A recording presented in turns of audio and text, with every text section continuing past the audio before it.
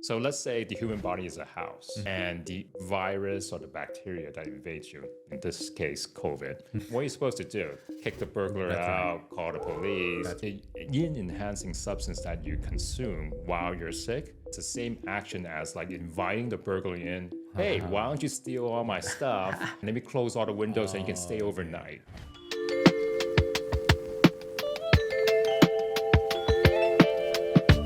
Welcome back onto the show. The last time you were on the show, we were talking about how people can be using food the wrong way, right? The food energetic, and how people can be, eating the wrong thing. If you're a hot person and you're eating even more hot stuff, it'll Or make you inadvertently harming your health. right. It's gradual. You see patients all the time, right? Like, is there some interesting cases that you can share with us? I mean, there's a lot of patterns that come up when you see patients. That's one of the things of being a physician.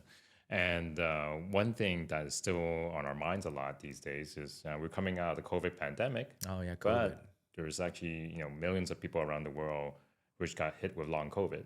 So basically, What is long COVID? basically, continuing symptoms after you've quote unquote recover from the acute COVID infection. And these symptoms include like a brain fog, fatigue, a chronic cough, basically, just feeling not like they're back to their baseline, even though the COVID infection is over. So all the fevers, sore throat, all that's gone, but they're not themselves. Okay. So there's a range of different, range of symptoms. And so these days, we still, even though we're coming out of a pandemic, we're seeing the consequences from the pandemic. Yeah. So that, I'm seeing a lot of patients in this category of illness. And one thing I can say is there's definitely a pattern into, what makes somebody more predisposed to being, prone to developing long COVID. And I think the diet does actually have a lot to do with it. Now, there's a lot of research, in the kind of scientific conventional medicine realm, looking at why some people develop long COVID and why some people don't. But I can actually kind of boil it down and say, the genetics and how it interacts with the environment really does play a role in terms of whether or not someone develops long COVID. Like, it's long COVID, like, detectable? Like, are you taking COVID tests and then you get positive on long? Like, is that what determines long COVID? It's going to be beyond that. There are people who are actually testing negative, and they they're still have like a feeling lot horrible. of symptoms. They Yes. feel like shit. Yeah. Yeah. That's just not life. That's not normal. You should go consult a doctor if you don't feel well after a long period of time. Because some people would think like, oh, maybe I'm just not eating well, right? Maybe. Yeah, or I'm just run down. Maybe it's just stress, But a lot of it is kind of a combination of how you were during the infection and afterwards, what you do with the infection. So, and that has a lot to do with it. Like, so what are some of the solutions? Let's just say that, I'm someone that suffers from the long COVID symptoms, right? Okay. Like I'm tired. I'm still, is it called? Like coughing. What else is it? Like? Well, I think in this show, I'm going to something pretty controversial. Okay. So, have you taught people, your audience, about chicken soup? Chicken soup? No. Chicken soup's good for you, everybody, right? Everybody drink chicken soup. Everybody man. drinks chicken soup. That's Chicken soup right. is fantastic, That's right? right. Supposedly in every culture, there They are have many a book. cultures. They call it, like the chicken soup for the soul, right? Whenever you're sick, everybody wants chicken soup, right? In America, chicken noodle soup. Everyone knows how to make chicken Right. soup. So in fact, many times, even before COVID, you hear about people, oh, you caught a cold, you caught a flu. Yeah, you should have chicken soup to recuperate, that kind of thing. So the thing that's controversial from my view, and also because that's how I was taught, and that's how I actually panned out seeing what the consequences are if you don't follow this, is that chicken soup is a yin enhancing substance. Yin. Yin, It's a Y-I-N. Y-I-N. Like Right. that. Right. So that's like is it a temperature thing, right? Well, let's go for a little segue. Super short. That's fine. So we got I the love yin and the tangents. yang, Yes. right? You ever heard about yin Yes, and yin yang? and yang. So Yes. just think of it as yang is like the sun and the yin is the moon. Okay. So yang is hot, Okay. yin is cool. Okay. Yang energy would be like, I love to make engine car Yes. analogies. Okay. You probably found out. I love it. Yeah. So in a car engine, gasoline is yang, Okay. the coolant and the motor oil is yin. Oh, okay. So if you okay. got all the yang, Yes. but no yin to cool it off, You your blow it engine's up. gonna blow it up, right? It's Too gonna run. hot. It's Too gonna hot. run too hot. Run too hot, yeah. But if you've got tons of yin, like the coolant and the motor oil, but you got no gas, it's not Yes. gonna run. Yes, no. So you need both. Yes. All right. So going back to chicken soup, Yes. chicken soup is quite a yin enhancing substance. Cooler side. Yin. Yin Cool. enhancing. Enhancing. Yeah. Cool. Make you cooler. Yeah, you can say Or- that, or not but, cooler, but just- not necessarily because it's different properties of that realm. Mm-hmm. So yin, if you have a lot of heat in your system, can cool you down. That's correct. But yin also does another thing that's actually really detrimental if you consume it while you have an infection of some type or soon after an infection where you're not completely recovered. And this is a good analogy. My mom taught me this. So let's say the human body is a house and the virus or the bacteria that invades you, in this case, COVID, what are you supposed to do? Kick the burglar out, call the police. The yin enhancing substance that you consume while you're sick, it's the same action as like inviting the burglar in. Hey, why don't you steal all my stuff? Let me close all the windows so you can stay overnight. Oh, okay. Okay. So hey, so easy with the chicken soup. Easy what you can say. Easy. But there's a lot more to that. But the kind of the gist of it is, and this is one thing that a lot of people do wrong, and that's why it's so controversial, is that we hear like just through passing off from one generation to another that chicken soup is supposed to be good for you. It is, but our times are changing.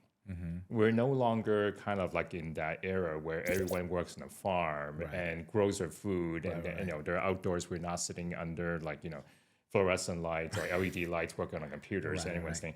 It's a totally different lifestyle. Our radiation levels, everything compared to the days where everybody was in the farming. It's very different. Right.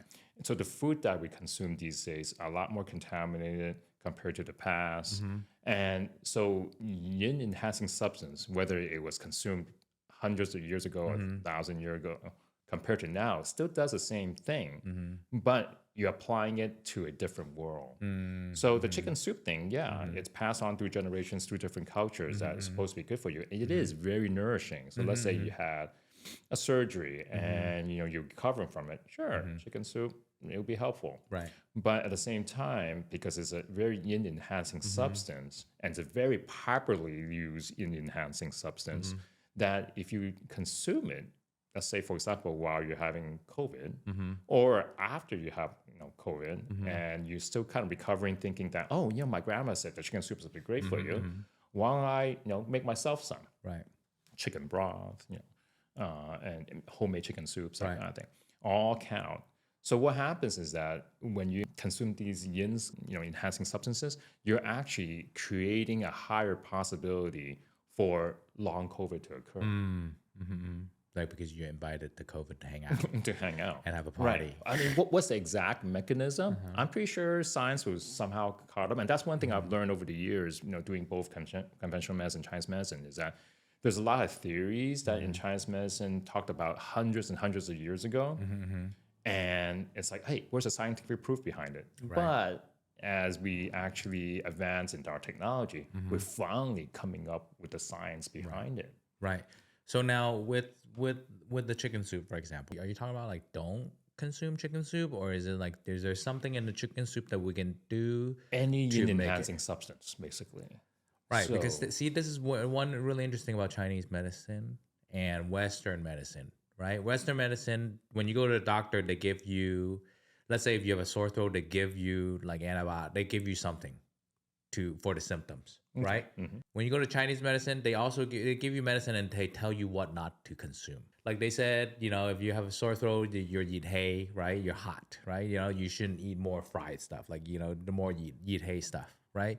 But like that, like that's common knowledge with Chinese medicine. Like with you, or even like like your family, like your grandma would be like, hey, don't do that, But with Western medicine isn't like that. Like you have a sore throat, you get your medicine, but they don't tell you to stop eating fries.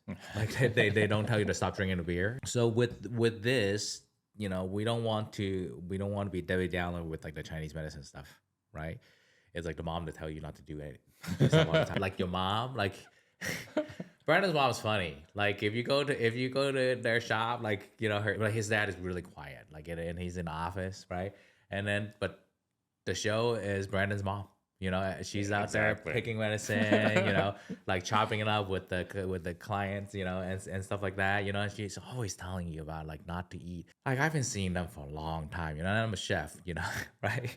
And I'm chicken souping every day, like all the time. And then like, chicken, like I'm always selling chicken to people. Like, it's get to a point where like my wife don't even barely eat any chicken at home because like, it's. Well, chicken, it's okay. Yeah. You just have to eat it at the right times. Right. And if it's compatible with your constitution, which I think a lot of people actually don't know. I think, one thing that we talked about in the last, podcast was food does affect your health in multiple ways because you're accumulating it every day, and even if you skip a day of not eating, you gotta eat soon. Right. So therefore, something that you do every day or most days will have a very significant effect on your body, but you might not notice it right away. It's just gradual little accumulations. And now a quick break. We hope you're enjoying this episode of The Art of Chef. If you're listening to us on your podcast app, we want to invite you to watch these episodes again on our YouTube channel. This is a completely different entertainment experience. Especially during our guest interviews, we love to spice things up with GIFs and other visuals that really bring the episodes to life.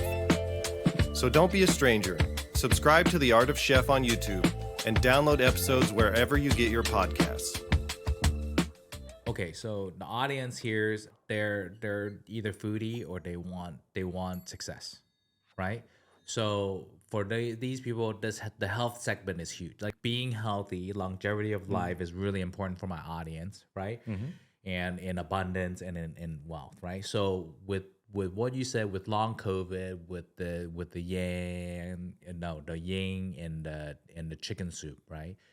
How do my audience, if they're wherever they're sitting, how do they know what their energy level is in some sense? Like, is it something that they can self-check, gauge, or do they have to come and see yourself or like a Chinese medicine specialist? There's some general guidelines actually. Okay.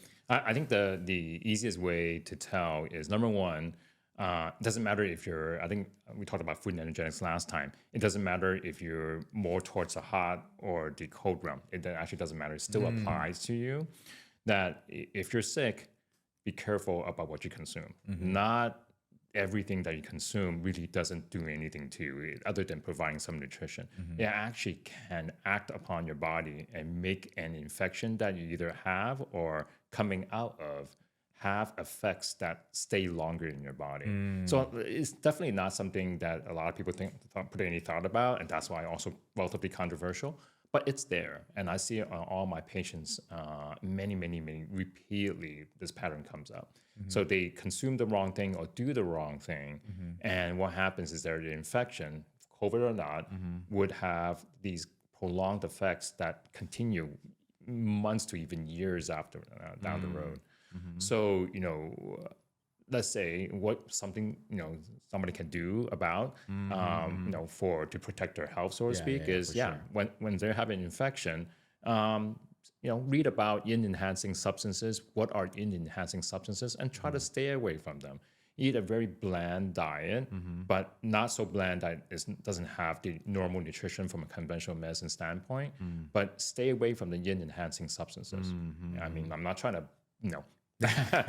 beat down chicken soup. But, then what soup would you consume? We talked about fish soup last time. Okay, yeah, that's right. So, fish soup is good. So when you're sick, you can still consume fish soup because it's relatively neutral and it's not like that yin enhancing. Another thing I would recommend is don't listen to different people and say, hey, all these herbs are supposed to help you recover from a infection. When I see a lot of patients who they use the wrong one, it's better not to do it than to do it wrong and end up hurting yourself. So neutral foods like herbs. Like, are you talking about like ginseng? Oh, yeah, ginseng. There's so many ginsengs out there. Man, ginseng is ginseng is like one of those things. First of all, I don't know who likes ginseng. the flavor of it, like it just Well- it's bitter and like dang. And some people say you can have so much that you can have like a nosebleed. Like that's like Well, in Korea, it's just ginseng chicken. right. The flavor is not delicious. But I mean, you know what? Hey, let me take that back. Maybe it is delicious for a lot of people, but like that's one of those things that you can have if you have too much. You can be too hot, right? It's Like a yang and chi tonic. oh, a yang and chi. We didn't talk about chi. Okay. I've only said yin and Man, yang. that's- But chi that's- is like an energy, like a phenomenon. So we're using the car analogy. The chi is like the flow of the electricity through the wires. Oh, wow, The okay. movement of the engine, the flow of the gasoline to the engine. So it's the energy, the movement, and the phenomenon of how things work. Right. So a lot of people equate chi. Oh, it has to be energy, like qigong, Tai Chi. It's movement energy. Yeah, it's energy, but energy has to also do something with it. Right, but and the chi that's is also chi in phenomenon. you. Like I think the chi is in you. It's all Oh, yeah, It's the movement of the in- blood. It's just like you said, the electricity. Our breathing, the movement of the blood. When we eat, digestion, our immune system. Right. All that is a chi phenomenon. So you talk about, let's say ginseng, since we just touch upon that. Yeah, that's also very controversial because for a lot of cultures and a lot of people think that chi. If ginseng helps you with energy, if you're coming out of infection, shouldn't it be like great for you? Not if your body can't really benefit from it. Meaning your constitution is built that if you can't handle chi tonics, it's going to end up hurting you even more than helping you. Right. So with everything, there's risks and benefits. Right. And we talk about risks and benefits in conventional medicine all the time. Right. So in this situation, yeah, some people may benefit, but what about the people who don't benefit, don't know it, and because their friend has some chi tonic, had ginseng chicken, and actually afterwards they consume it and they actually They feel like crap. They feel like crap, or they they prolong their long COVID symptoms. So this is where I think in order to dissect it, obviously it would be nice if they consult a holistic Chinese medicine practitioner, kind of get a feel what their system's like, and then afterwards they choose a diet that is relatively neutral, not yin enhancing, not necessarily qi enhancing either, to see if they can recover without prolonging any of the effects of the original infection. How long do you have to be in like this? State, Yeah, of being careful about eating. Yeah. Like, is it like for life? Because to do something like not yin enhancing, not yang enhancing, kind of plain. I mean, that's the kind of diet that your parents kind of promote. Like a healthy diet. Like, and that's why they're very healthy and patients who were always susceptible to previous infections and having kind of like the effects continue. Right. Once they go through the treatment and they start fresh, if they follow this regimen, they realize that they feel better. They don't continue to have the chronic cough. They don't continue to have the chronic fatigue. if I come to you and be like, "Hey, Brandon, so what should I cook? Like, what would my daily meal look like that is not qi or yang and like a neutral?" Yeah, I think, so, we talked about fish soup. Fish soup is pretty good. It's not going to get into any situations. Different types of vegetables-based soup are going to be okay. When it comes to vegetables, it's also depending on what types too, right? But without going into really, really specifics, I think overall, most vegetables grown in the, area, Northern Hemisphere, is going to be on the cooling side. So many infections, at least in the Chinese medicine realm, is energetically on the hot. Okay. So inflammation, let's say fever, Okay. Redness from an infection you see on the skin, sore throat that's red, Right. Bloody mucus, those are all heat symptoms. So when you have infection, inflammation, things which are on the cooling side will be able to help offset some of that inflammation. Now, it doesn't necessarily That doesn't cure it. or Yeah, correct it. Like say if you have strep throat, you're still going to need the antibiotics. But when it comes to helping not to aggravate the symptoms more, then something like vegetable soups that are relatively not extremely cooling, because there's no reason to swing from both ends. But overall, vegetable soups are going to be relatively neutral. Right. So that's okay, safe to consume. But I wouldn't do it in a smoothie form. Oh, We right, talked like about all smoothies raw, last yeah, time, yeah, like- where you like just take juice it. all Yeah, yeah. different types of vegetables. and- super shot and super just too concentrated. Right, Yeah, too right, much right, at the right. same time. So things like that, it's going to be on okay to consume. Pork, when it comes to meats, it's more neutral, okay. rather than very yin enhancing chicken. like chicken. Beef is nourishing to the blood, but it also has a higher heat content in terms of beef and lamb in food energetics wise have a higher heat content. So essentially, having inflammation in Chinese medicine wise, you want to stay away from that. So when you have a really bad sore throat, strep or not, probably you shouldn't be eating items that are on the hotter side of the spectrum. So beef and lamb should be a no-no. Lamb is actually also yin enhancing. Oh, yeah. So that's another one. That's why I kind of slam chicken soup a little bit. Yeah. But in fact, I wouldn't recommend eating lamb chops Not when you're when you're sick. having Yeah, fevers when or you're- Okay. or coming out from an infection. So things which again in general yin enhancing, feel free to look it up, research what's really yin enhancing or not, whether it's herb, whether it's meat, what would constitute as a yin enhancing, yin fortifying substance, and trying to stay away from that. My Like general, how long? yeah, exactly. Good question. My general recommendation is number one, most people, if it comes to an infection, if let's say all other variables being equal, to come out of infection and not have any bad influence sustained, they usually watch their diet for 2 weeks afterwards. So let's say fevers are gone, sore throat's gone, they're overall feeling relatively well. During the 2 weeks after having an infection, if they watch their diet and be careful about it, they're going to be less vulnerable to having long COVID, any kind of residual post-viral issues. And I found that easily through evidence that I've seen patients for cough. So what I found that people who tend to have a very phlegmy cough during an infection, if they love to gravitate continuing to eat a lot of dairy products and sweets, their phlegmy cough usually sustain longer. Yeah, that's like me.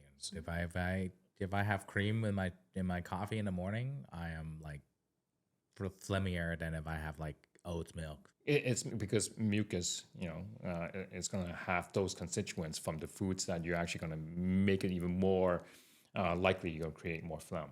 More phlegm, more mucus irritates your airways, and you're going to have the cough. A small subset of that, but it does occur a lot, is people with a irritated throat from the from coughing, and they thinking, hey, I need some vitamin C. People hear about vitamin C. Help fight the infection. Yeah. That has nothing to do with it. The infection might be already long over, Right. and that's also relatively controversial.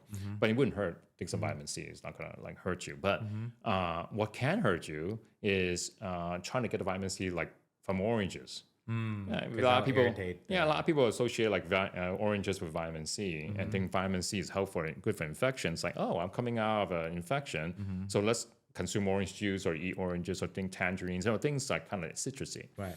So citrusy, people think vitamin C. And what happens is that the citric acid, the acidity, ends up irritating their throat more, and their cough continues even after the infection's long over. So, not exactly Chinese medicine-wise, but just things that even in conventional medicine standpoint, we don't basically tell our patients that often to say, hey, watch your diet. But in fact, your diet does, Well, 100%. Like your food is your medicine. What you put in there shows. You are what you eat. Yeah, you are, eat the wrong thing. Yeah, you're what you eat. Yeah, and you're gonna have some consequences. Of course, there's really not too many things in the universe that are 100%. There are things which are 100%, but most of the times not. So does that apply to everyone? There are going to be people outside the bell curve, but majority of people, or at least patients I come across, have the situation where the diet really, really either helps their getting out of the infection, or at least prevent things from being extended after the infection, or those who actually aggravate it like heck. Just can continue and continue. Yeah, I had and a they keep lady. eating the same thing. Yeah, like- kept coughing. I was using Chinese herbs to treat her, and at the end, I was like, "Make sure you don't eat citrus." And she was like, "I've been eating citrus all the time." I was like, "Well, okay. Why don't you just stop?" Right. And then, she got a lot better even faster. Oh, yeah, I mean, she yeah, got better, Right. but then it wasn't completely gone. Right. And the missing ingredient was stop eating citrus. Right. When she stopped eating citrus, she didn't even need to come to see me anymore. Right. Because that was the last thing that she needed to do. And People are stubborn sometimes.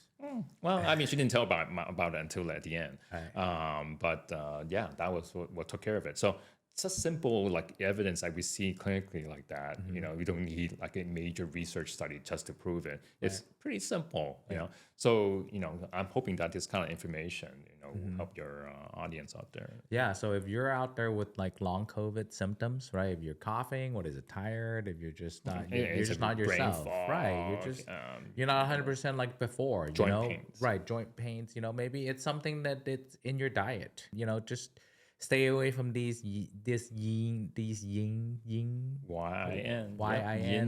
enhancing food, right? And then just keep yourself in a relatively neutral Well, in diet. Chinese we call it 鸡样, right? 鸡样, yeah, 鸡 So 样, right. substances that 鸡样. Okay, so hopefully you guys learned something from Brandon today, and him sharing these long COVID case and things that you can do to help you improve your long COVID symptoms, to live better, to live a more abundant life, to live a more successful life. Thank you so much, Brandon, for coming on to the show. Thanks for joining us today. Before you go, don't forget to subscribe wherever you get your podcasts. If you enjoyed this episode, it only takes a moment to post a positive rating and review. Your support allows us to grow the community and reach more extraordinary people just like you. And come check out the Art of Chef YouTube channel on your next lunch break. We'd love to see you there. Thanks again for listening. See you in the next episode.